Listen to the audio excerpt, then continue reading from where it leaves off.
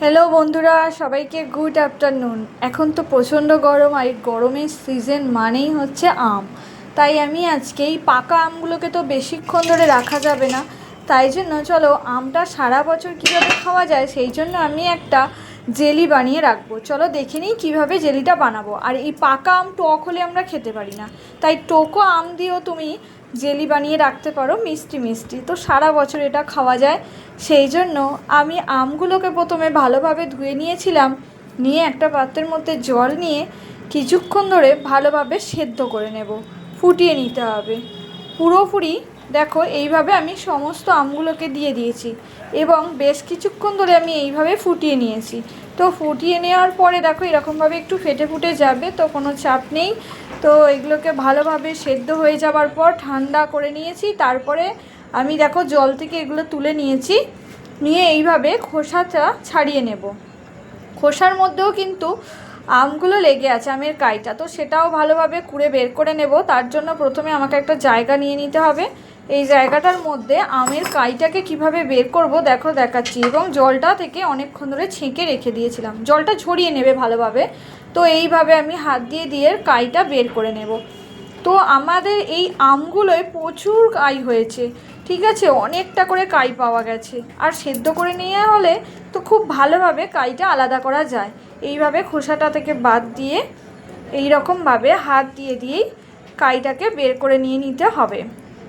তো এতে কি হয় বলো তো, এইভাবে সেদ্ধ করলে কাইটাও ভালো পাওয়া যায়, আর যে যদি খুব টক আম হয় তো অতটা টক লাগে না। সেই জন্য এটা সেদ্ধ করার প্রসেস, তো আর অনেক দিন ধরে রাখা যায় এটাকে। এইভাবে দেখো হাত দিয়ে দিয়ে এইভাবে কুড়ে কুড়ে কাই করেছি, দেখতে পাচ্ছ কতটা পরিমাণের কাই হয়েছে। তো এইভাবে আমার কাইটা হয়ে গেছে। এবার আমি ইন্ডাকশানের মধ্যে ফ্রাইং প্যানটা বসিয়ে দিয়েছি। বসিয়ে দেওয়ার পর শুকনো ভালোভাবে গরম হয়ে গেছে, তখন তেল না দিয়ে শুধু আমের কাইটাকে ওর মধ্যে ঢেলে দিয়ে দিতে হবে। ঢেলে দিয়ে ভালোভাবে আমি কুড়ে দিয়ে দিলাম। এবার বেশ কিছুক্ষণ ধরে নাড়াচাড়া করে নিতে হবে। দেখো এইভাবে ফুটছে। তো এটা আর একটা কথা হচ্ছে যে তোমাদের এগুলো কিন্তু খুব ছেটকাবে, আমটা যখনই ফুটবে তখন 4-5 থেকে ছেটকাবে। সেই জন্য আমি ঢাকা দিয়ে দিয়ে করব। দেখো ভালোভাবে নাড়াচাড়া করতে হবে যাতে তলায় লেগে না যায়, সেইভাবেই এটাকে বারবার ধরে নাড়াচাড়া করতে হবে। আর আমার এই আমগুলো প্রচুর টক ছিল। এবার তোমরা কীরকম মিষ্টি আমেরও করতে পারো। তো আমাদের এই আমগুলো প্রচণ্ড পরিমাণে টকও আম, এর জন্য চিনির পরিমাণটা একটু বেশি লেগেছে, তাতে আমি অল্প করে একটু নুন দিয়ে দিচ্ছি।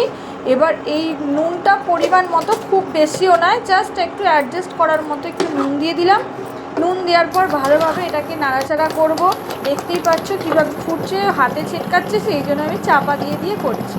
তো এইভাবেই চাপা দিয়ে দিয়ে করব। এবার ঢাকনা খুলে আমি আবার একটু ভালোভাবে নেড়ে চেড়ে নেব। দেখতে হবে নিচে যাতে বসে না যায়। বুঝতেই পারছো এখানে কোনো তেল ইউজ করব না আমরা, এটাকে এইভাবেই করব। এবার আমি বাটির পরিমাণ করে 1 বাটি এইভাবে যতটা না মিষ্টি, মানে কতটা মিষ্টি হচ্ছে সেই পরিমাণ মতো তোমরা আম দেবে আমের মিষ্টি অনুযায়ী। আমি এখানে 2 বাটি আপাতত দিলাম, আমার পরে অবশ্য আরও লেগেছে চিনি। এইভাবে অ্যাড করে দেবো চিনিটাকে ভালোভাবে। আর দেখো আমি ঢাকনা দিয়েছি, ঢাকনার মধ্যে কীভাবে ছেটকাচ্ছে বুঝতে পারছো। তো এইভাবে চাপা দিয়ে দিয়ে বারবার নাড়াচাড়া করতে হবে। এইভাবে নেড়ে নেড়ে তোমাদের অনেকটা একটু সময় নিয়ে করতে হবে। দেখো কালারটা কীরকমভাবে চেঞ্জ হয়ে গেছে, তোমরা বুঝতেই পারবে যে রেডি হয়ে গেছে। তো এইরকম দেখো, এরকম একটা কালার চলে এসেছে। তারপর এটাকে আমি ঠান্ডা করার জন্য আর একটা পাত্রে ভালোভাবে, মানে রাত্রে আমি যেহেতু করেছি সারাদিন ধরে রেখে দেব যতক্ষণ না ঠান্ডা হচ্ছে। ঠান্ডা হয়ে যাওয়ার পর চামচে করে করে দেখতে পাচ্ছ কীরকম হয়েছে।